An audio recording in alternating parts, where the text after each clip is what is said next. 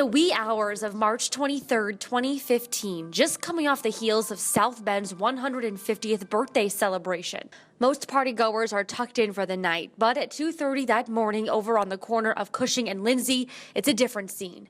Take a look at this surveillance video sent to ABC 57 News by Common Council President Tim Scott. One of his constituents had their cameras rolling as you see a dark-colored car quickly turn onto Lindsay. Shortly after, a silver car speeds by on Cushing. It appears the dark-colored car was evading the other and thinks they got away.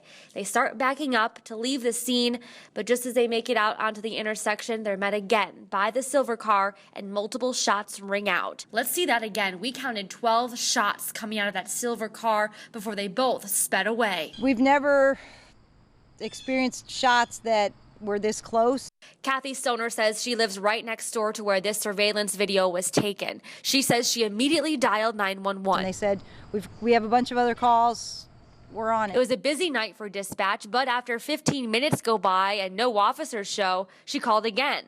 Stoner says the dispatcher told her the shooting was actually on Blaine Street. It's like 5 blocks west of here. She told the dispatcher that must be a separate incident because she heard them right outside her window. I mean, I think I know when there are shots right outside of my house. After waiting a little while longer, no one came. Somebody could have been laying in the street. It was not until the next morning when she noticed the damage to her car from the stray bullets. I was going to call again to see if I could get somebody to come out. This was like 9 o'clock the next morning.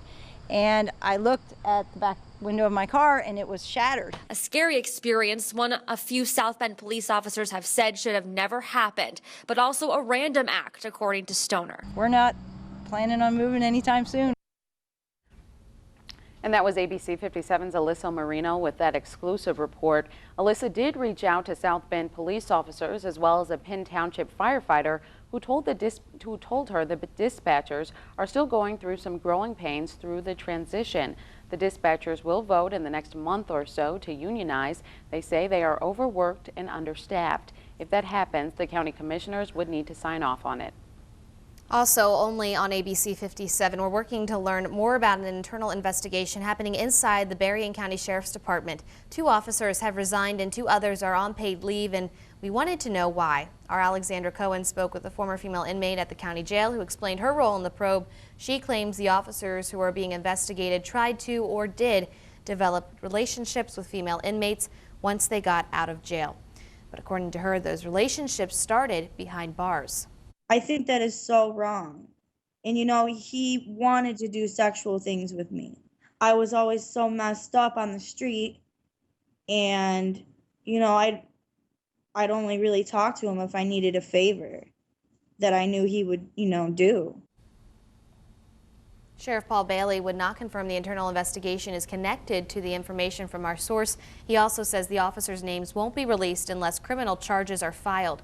The department's code of conduct clearly states officers are not allowed to associate with convicted felons outside of their official duties. In 2013, a mandate was passed in Michigan requiring public schools to have at least 2 staffers trained in the administration of an epinephrine auto-injector or EpiPen. But now Michigan is looking to expand those laws. ABC 57's Evan Siri is live in Michigan with more. Evan, good morning.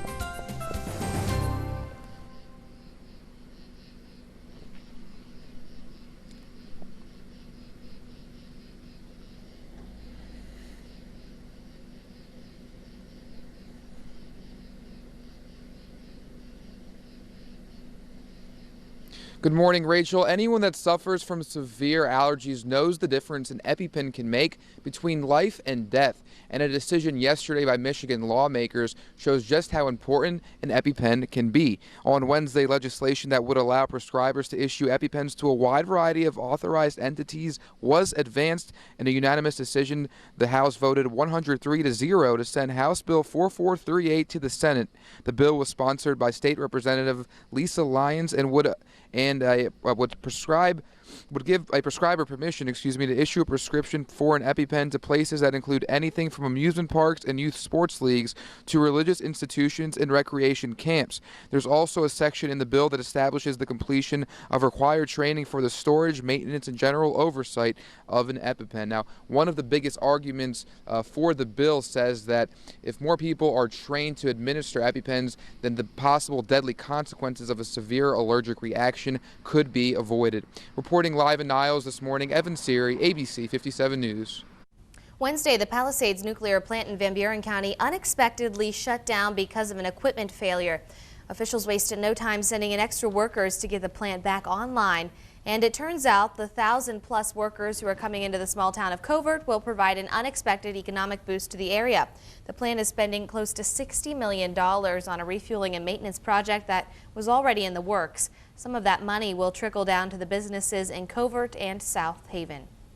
They need a place to stay. They're staying in the local hotels, and of course they need a place to eat. They have to eat out at the local restaurants. The big project is expected to be finished by mid-October. In this morning's safety alert, Recaro is calling close to 200,000 car seats because of possible defects. The top tether of this seat can detach if there's a crash. There's also the risk the seat shells can crack or come loose and injure a baby or toddler. This particular recall affects Pro Ride and Performance ride seats made before June 9th of this year. Owners will get instructions in the mail showing them how to secure those seats. Time is 5:11. Close to a dozen Republican candidates took the stage for one of the hottest debates so far in the run for the White House.